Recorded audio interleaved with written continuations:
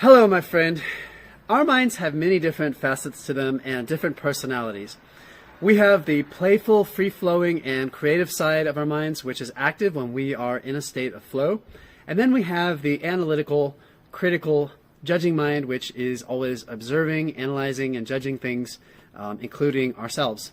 When these two sides of the mind come into conflict, then our productivity screeches to a halt. This self-analysis and self-doubt is the real reason for creative block.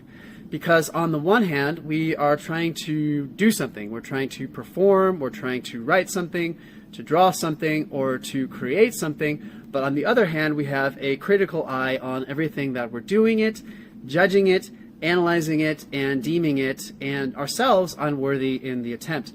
How can we perform or accomplish anything this way? And this is really at the heart of all procrastination. It's the heart of when we don't perform at something as well as we want to. And it's often the culprit when we find ourselves not as productive as we should be, because this creative part of our brain, this analytical part of our brain, is shutting us down. This is a secret that I learned when I became a writer. My first book took about a year to write, and then I wrote 5 more in 1 year afterwards, as well as created an online course. And part of the reason why was because as an amateur writer, I really stumbled my way through things that I'm about to teach you, because I was horribly disorganized, and I kind of belabored through things when I was starting out, and it wasn't the most graceful or free-flowing or productive way of doing things. And now I know a much better way, which I want to teach you right now. So what I learned is that when we write, we cannot engage the critical thinking part of the brain. This was really counterproductive to me whenever I wanted to reach a desired word count. If you're constantly trying to find the right word when you're writing, you're constantly editing while you're writing, that puts a hurdle, and it prevents you from finishing what you set out to finish in the first place. So, if you're always looking at every single word in every sentence and saying, should I use this word? Should I use that word? This really, really slows you down and interrupts you. It's basically a distraction, interruption that you're forcing onto yourself. And when we write, or when we come up with any kind of creative ideas, the worst thing that we can do is to critique ourselves. In such a situation, our own critical thinking is the worst enemy of productivity. Now, don't get me wrong, there's a time and place when we do need to do critical thinking. We need to, find the best hotel room or find the best restaurant to eat.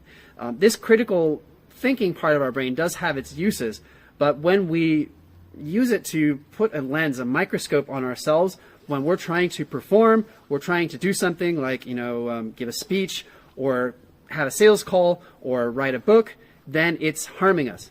It's making our job more difficult. What we need to do instead is simply to engage that flow. If we're writing, write everything out, do it quickly.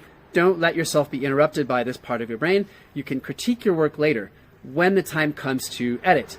But if we become too critical during the writing process or in any kind of process, we spend far too much time trying to be perfect, trying to find the right words, and all we end up doing is stumbling over ourselves. And also the pressure to perform perfectly, when it forces us to procrastinate, to feel unworthy, and we don't enter into the ideal state of flow where everything feels natural, we can be ourselves, and we can just give our best effort without worrying about winning or losing or being perfect or stumbling or being rejected or failing, which is all of these things that the critical brain is trying to keep us from doing. So when you're in this state, get everything out, engage yourself fully in the task. If you're writing, get all of the writing out of your head, finish the writing, and only when you have the first draft complete should you go back, review your work, and begin critiquing it. And this is really true to all types of creative work, all types of brainstorming, all types of work where you have to completely focus. You don't want to be self-critiquing yourself. Sometimes, when I have an idea or a sort of thought, it might only be half-cocked, half-baked, and maybe I don't have the best idea. But when I'm doing creative work, there are no good or bad ideas. So I will simply save the idea and I say, maybe there's some potential here. and I maybe make a little note to remind myself to follow up, to maybe do some more research on it later, or to consider it again when I revisit the work. So the important thing to remember is that there are no good or bad ideas, and it's just everything that you want to get out of your system, get it out of your head when you have these ideas. And when I'm creating content or writing, like books or blog posts, I'll often make little notes for myself, as reminders, like research more on this later or edit this later because it sounds confusing, but I don't engage that editing part of my brain. I don't engage that critical thinking part of my brain. However, these important reminders, help me to polish up my work later, to make it really shine, and also to make sure that many of my best ideas don't go to waste, because I might forget these ideas later if I don't take these notes. So this will also, save you a ton of time, so that, when you sit down to your work again, you'll be able to complete and act on the ideas that you had before, and you don't have to have all these ideas floating around in your head where you have to struggle to hold on to them, and you can just have a clearer mind whenever you're doing anything. Whenever you're writing something or going for a walk or editing something, you always have a clear mind because you've left these reminders for yourself, and you don't have to force yourself to remember a bunch of things. You can clear off your mental desk. In Buddhism they say your cup will be emptied. And also, learning how to outline things is really important. So whether it comes to writing or a project or any ideas that you have, outline your ideas, because many people take too long to start or finish projects because they are not able to create good outlines. During the ideation phase, when there's no good or right or wrong ideas, I will create an outline of all my ideas. I will save the important notes that I want to be able to reference later. And I'll also practice the technique called mindstorming. So I'll start by writing the topic of a blog post or a project that I want to focus on at the top of the page, and then I'll simply write down everything I can think of related to that topic. So even a course like this one, I will say the Hack Time course, and then I'll write down all of the different ideas that I want to cover in this course and create an outline. But without this outline, it makes it I will probably procrastinate. It makes it very much more difficult that I will ever even get started on this project. And I'll just keep postponing it off to the things that I have written down on my to-do list if I don't write down these ideas.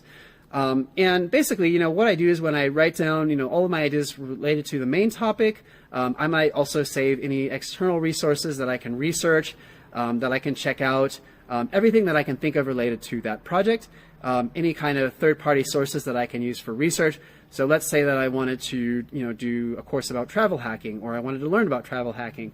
I might write down a number of YouTube channels that I can find some really good tips about how to save money on flights, for example. And so the process of mindstorming uses the same creative brain. You don't want to think too much. You just write down everything that you can think of at the moment. You don't criticize your ideas. You don't worry whether they're good or not. You just write them all down, even the dumb ones. And sometimes the dumb ones are the most valuable because they force you to look at things differently. After I mindstorm, I'll take a separate page and outline the structure of the project or the piece that I'm writing or the course. I might make a numbered list and separate each with a few empty lines. And then these become the header titles or the names of the lessons, the videos of the content if I'm creating a course. And then I'll often write down, maybe 5 to 10 different ideas which I want to expand upon to fill out that section of content. And then I'll write down all of my ideas and get a nice overview of the whole course where it's basically done, and I just have to write all the content and get it out of my head, and I can be ridiculously productive that way. Not to brag or anything. But I do all of this stuff, and I will record a lot of the writing once I have these ideas in front of me. I can transcribe it into my phone, get it all out, and get a whole lesson of content done in a very quick amount of time before I ever sit down to a keyboard. All right, so the most important takeaway from this course, from this lesson, is that all of this is done using the creative brain and giving the creative brain a safe space, a modus operandi to freely express itself. We are not doubting ourselves. We are not analyzing or critiquing ourselves. We are just allowing this free form of self-expression. And there is a time and a place to do editing work, to go back and review your ideas, but we have to keep these two periods of work separate from one another. So we have periods of time when we're being creative, when we're expressing ourselves, and then we have periods of time when we need to make decisions, and that's when we engage the analytical brain, we engage the critical thinking part of our brain. All right, that's it for this lesson on the creative brain versus the analytical brain. I hope that you found it instructive and helpful. Thank you so much for watching, and I'll catch you in the next one.